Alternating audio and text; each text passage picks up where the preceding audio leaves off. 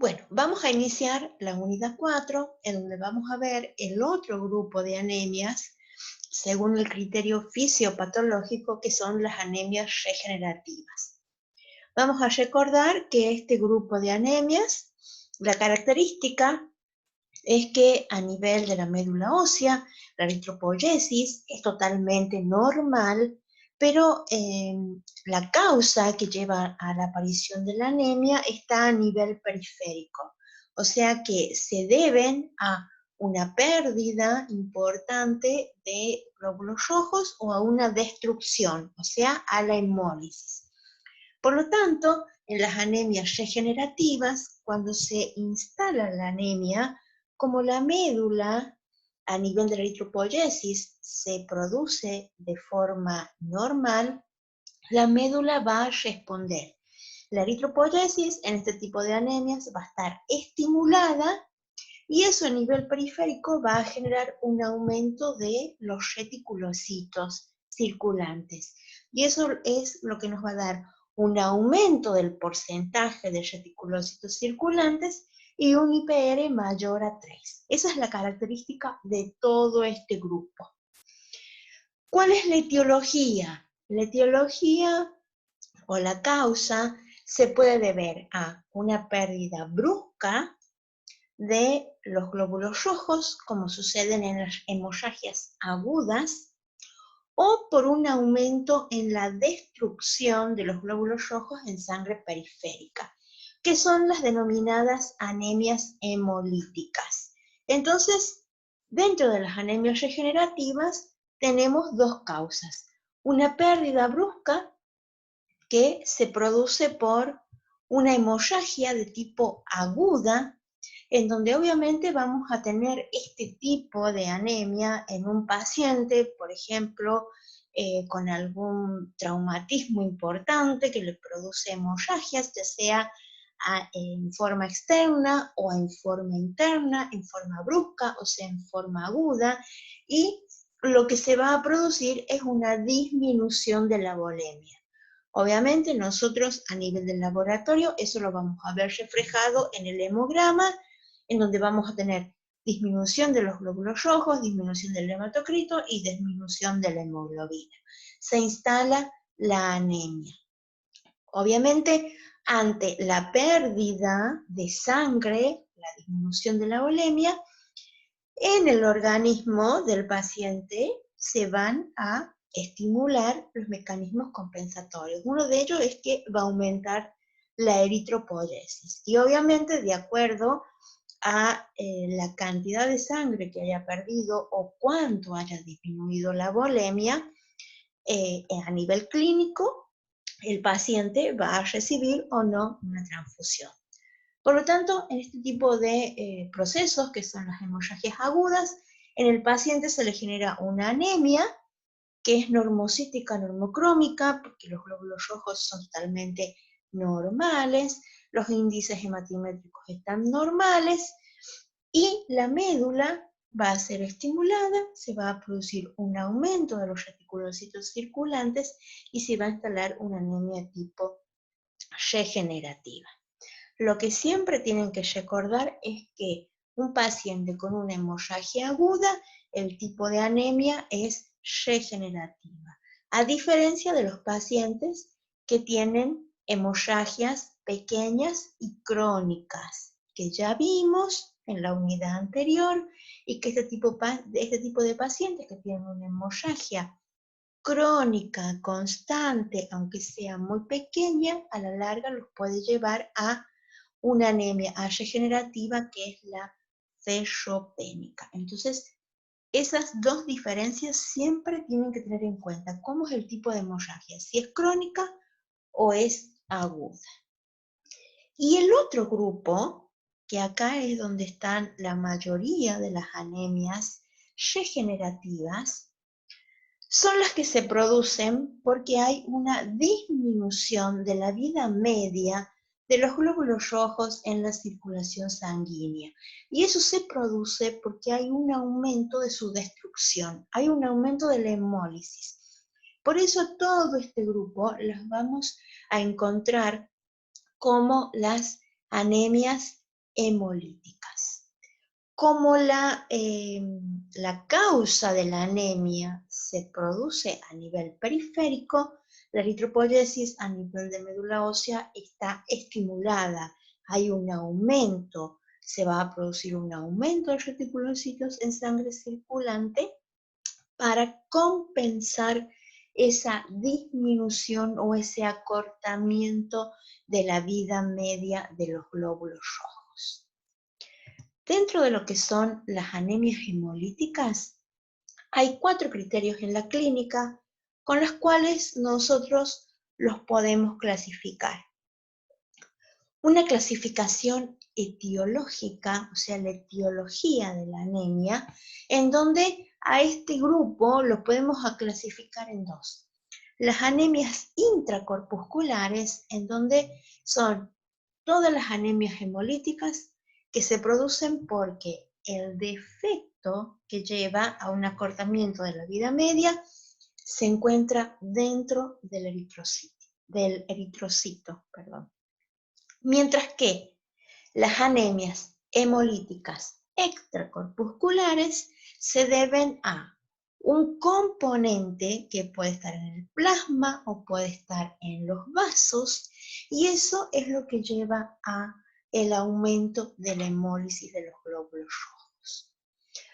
También se lo puede clasificar desde el punto de vista fisiopatológico, en donde esa hemólisis que sufren los glóbulos rojos pueden ser de tipo extravascular, en donde la eliminación de los glóbulos rojos, o sea, hay un aumento de la captación de los glóbulos rojos por el sistema monofagocítico.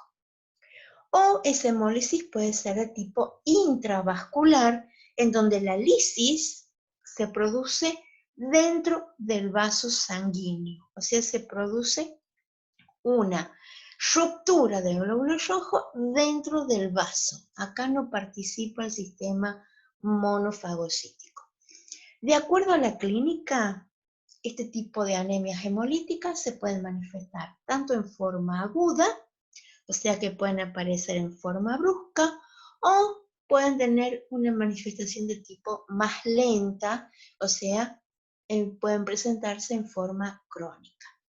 Y en cuanto a lo que es la genética, también se las puede clasificar en hereditarias, o sea que lo que lleva a la aparición de esta anemia hemolítica es un defecto a nivel de los genes que codifican para alguna proteína, o pueden ser adquiridas, o sea, adquiridas después con el tiempo por la acción de algún agente etiológico externo.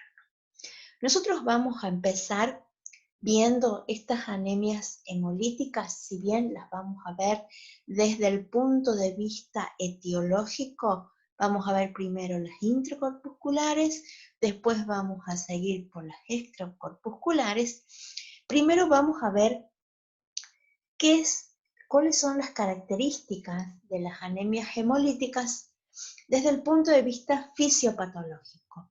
¿Cómo o qué características bioquímicas presentan aquellas anemias hemolíticas cuyo mecanismo es extravascular y a las que se presentan con un mecanismo de tipo intravascular? El mecanismo fisiológico en donde la hemólisis es extravascular es el más representativo. Por este mecanismo se producen el 90% de las anemias hemolíticas. Y esto se basa en que hay un aumento en la captación de los glóbulos rojos por los macrófagos. O sea que la eliminación de los glóbulos rojos de circulación está aumentada por la captación de los macrófagos. ¿Qué va a suceder? Va a suceder que la hemoglobina va a ser degradada dentro del glóbulo rojo, las cadenas de globina se van a degradar a aminoácidos. El grupo hemo, en un primer paso, va a ser separado el hierro, que ya vimos, va a salir y se va a liberar para ser unido a la transferrina para derivarse a los distintos tejidos. Y el porfirinógeno va a ser convertido en biliverdina en bilirrubina no conjugada que sale al plasma, es transportada por la albúmina, va a llegar al hígado, en donde va a ser conjugada, vamos a tener bilirrubina no conjugada y va a ser eliminado finalmente en materia fecal como estercobilinógeno.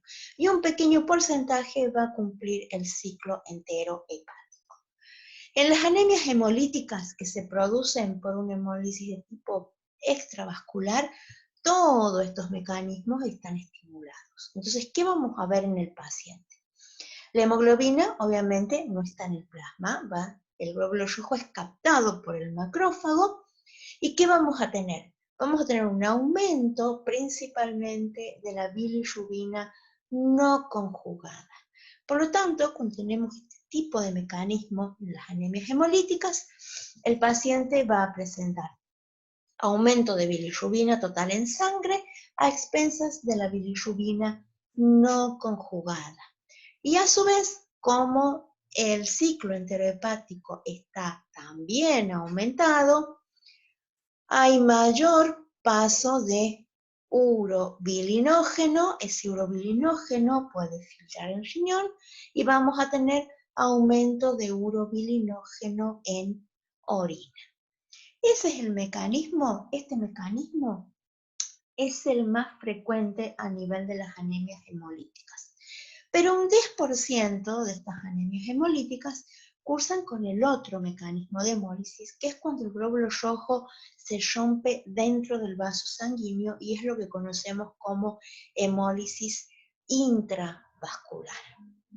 ¿Qué va a suceder en este caso? Que el glóbulo rojo se va a romper y se va a liberar el contenido intracitoplasmático. ¿Y cuál es la proteína más abundante? Ya sabemos, la hemoglobina. La hemoglobina se va a liberar a circulación y esta hemoglobina puede sufrir o puede seguir dos vías.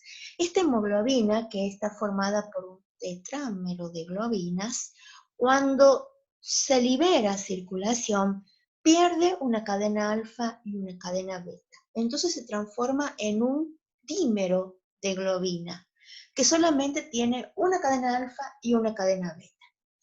Este dímero de globina va a ser captado por una proteína que nosotros ya vimos, que está circulando en plasma y que es la aptoglobina. ¿Qué función tiene la aptoglobina? Ya lo vimos en el análisis 1. Une a la hemoglobina, cualquier hemoglobina, que se encuentre libre en el plasma, va a formar un complejo y la va a llevar al hígado. El otro camino que puede seguir la hemoglobina es que se convierta en metahemoglobina en el plasma, se separen sus cadenas de globina y me queda el grupo hemo. Y acá este grupo hemo lo va a unir otra proteína que también ya vimos, que es la hemopexina. La hemopexina también es una proteína plasmática. Esta hemopexina va a formar un complejo con el hemo y lo va a llevar al hígado. ¿Cuál es la función de estas dos proteínas plasmáticas? Impedir la pérdida del hierro que está tanto o en la hemoglobina o dentro del grupo hemo. Entonces, a nivel del hígado, lo que se va a producir es la liberación del hierro, se van a degradar las cadenas de globina y finalmente se va a formar la bilirrubina conjugada. Ahora, si nosotros tenemos una hemólisis intravascular que supera los niveles de aptoglobina, porque esta aptoglobina que se une al complejo es captada por el hígado y se degrada, se pierde. Entonces tenemos que, cuando hay una hemólisis intravascular, la aptoglobina disminuye. Lo mismo ocurre con la hemopexina, también empiezan a disminuir. Y el hígado, que es el que la sintetiza, a veces no tiene una velocidad semejante a la que se consume. Entonces, si la velocidad con la que se consumen estas dos proteínas supera a la síntesis del hígado, me va a quedar hemoglobina libre circulando en el plasma. Si me queda hemoglobina circulando en el plasma, como es un dímero, puede filtrar a nivel de glomérulo y va a pasar a la luz de los túbulos renales. ¿Y qué va a pasar en glomérulo con ese dímero de hemoglobina? Puede ser convertido en metahemoglobina, pero generalmente este dímero de hemoglobina es reabsorbido por las células tubulares. La hemoglobina es reabsorbido por las células tubulares e ingresa a las células tubulares.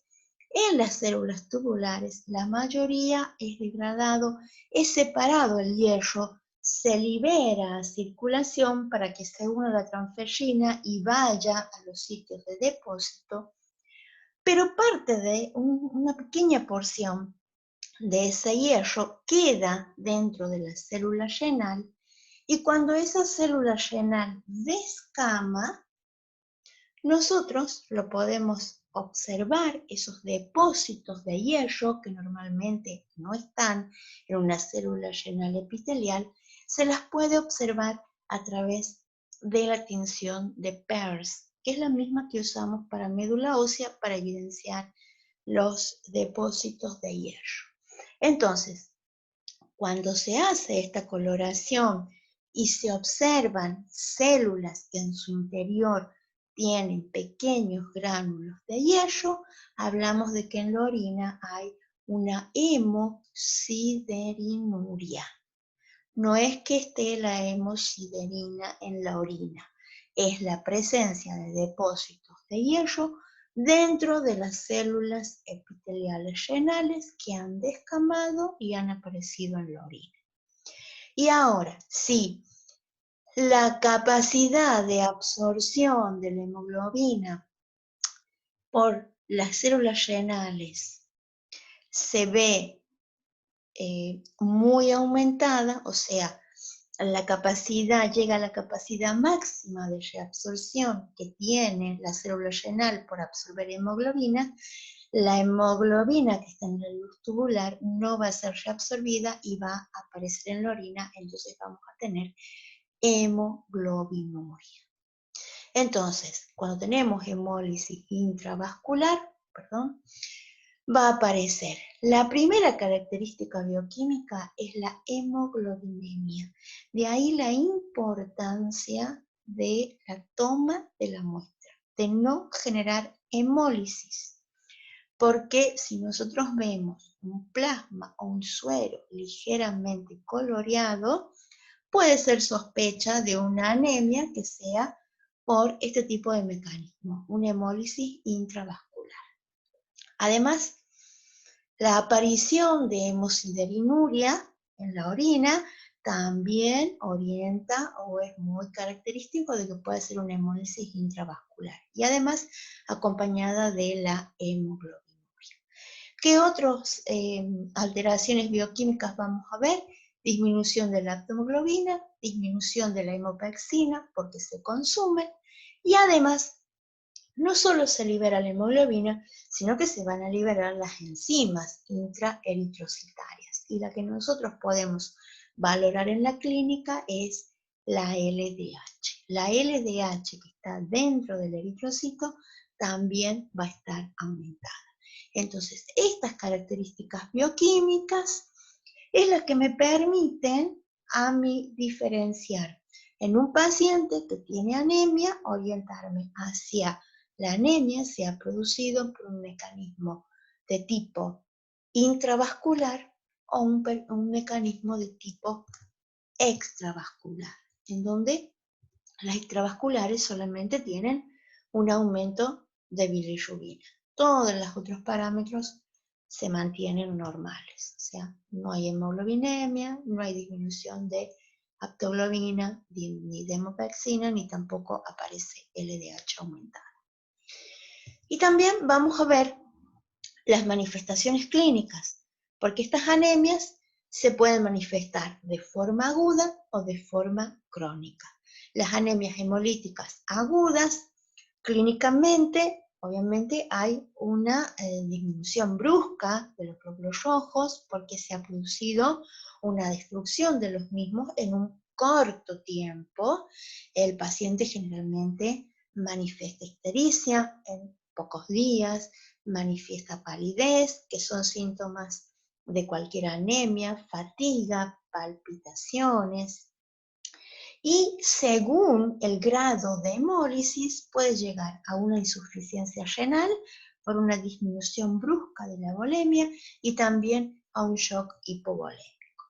A diferencia de las anemias hemolíticas que se manifiestan en forma más lenta, como son las crónicas, en donde al tener una progresión lenta, porque los procesos de hemólisis se van produciendo, el proceso es más pequeño y se va instalando de forma lenta, eso permite que el organismo vaya desarrollando y vaya estimulando todos esos mecanismos compensatorios que nosotros vimos allá al inicio cuando hicimos la introducción de las anemias.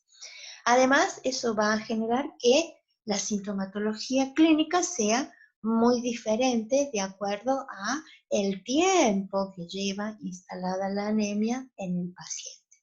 También van a presentar palidez, también van a presentar ictericia y generalmente estos pacientes cursan también con organomegalia, específicamente a nivel del vaso, o sea, esplenomegalia.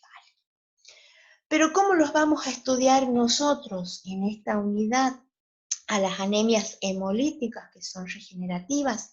Desde el punto de vista etiológico. Entonces, las vamos a ver en dos grupos. Primero vamos a ver las anemias hemolíticas intracorpusculares, o sea que la causa se encuentra dentro del glóbulo rojo para que esté disminuida su vida media, y dentro de las anemias intracorpusculares tenemos tres grupos.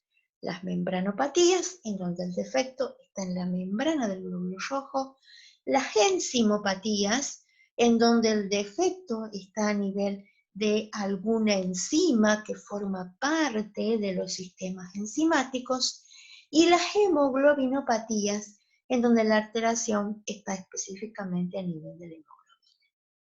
Y el segundo grupo que vamos a ver son las anemias hemolíticas extracorpusculares, en donde podemos diferenciar dos mecanismos: anemias hemolíticas que se producen por un mecanismo inmune y las anemias hemolíticas que se producen por un mecanismo diferente, que se las engloba bajo el nombre de anemias hemolíticas extracorpusculares no inmunes.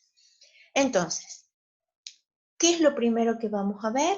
Vamos a ver las anemias hemolíticas extracorpusculares y vamos a empezar por las membranopatías. Pero eso lo vamos a ver en el video que sigue.